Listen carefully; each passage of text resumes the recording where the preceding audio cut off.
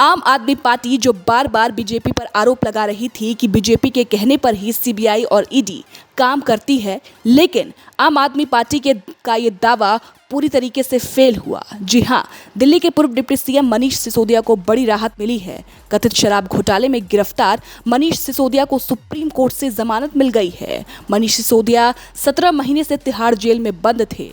कथित शराब घोटाले में ट्रायल शुरू होने में हुई देरी को देखते हुए सुप्रीम कोर्ट ने सीबीआई और ईडी दोनों मामले में जमानत दे दी है, लेकिन कई ऐसी शर्तें हैं जिस बिहाफ पर मनीष सिसोदिया को जमानत मिली है। मनीष सिसोदिया को जमानत देते हुए सुप्रीम कोर्ट ने कहा कि वो समाज के सम्मानित व्यक्ति हैं और उनके भागने की आशंका भी नहीं है। साथ ही ये भी कहा गया कि इस मामले में ज्यादातर सबूत भी जुटाए जा चुके हैं, इसलिए उनके साथ छेड़छाड़ करने की कोई संभावना नहीं है।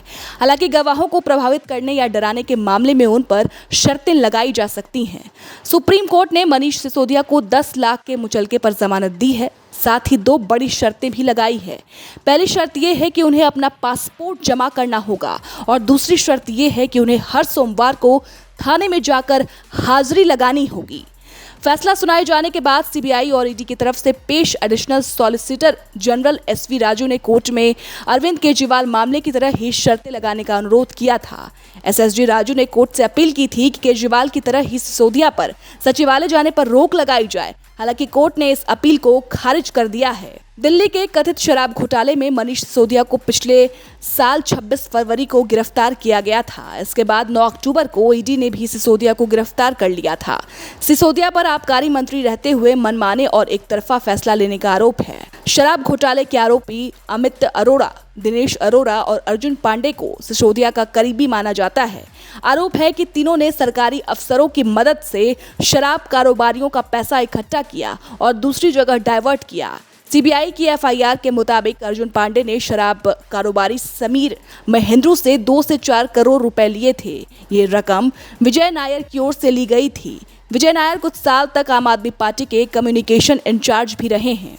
इस मामले में 17 अगस्त 2022 को सीबीआई ने केस दर्ज किया। इसमें मनीष सिसोदिया, 3 पूर्व सरकारी अफसर, 9 कारोबारी और 2 कंपनियों को आरोपी बनाया गया। घोटाले में पैसों की हेराफेरी के भी आरोप थे, इसलिए ईडी भी इसमें शामिल हो गई। केस दर्ज करने के बाद सीबीआई और ईडी ने छापे मारे और गिरफ्तारियां शुरू की।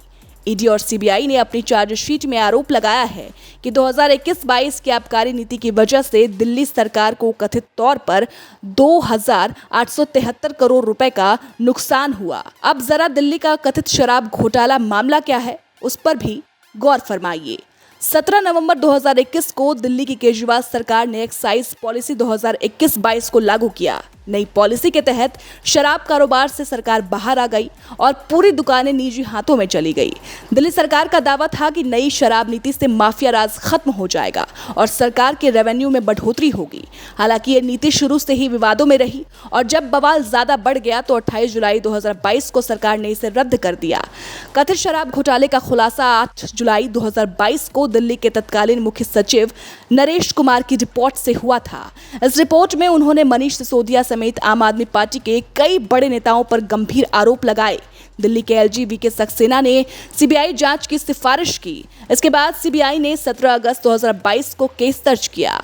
इसमें पैसों की हेराफेरी का आरोप भी लगा, इसलिए मनी लॉन्ड्रिंग की जांच के लिए ईडी ने भी केस दर्ज कर लिया।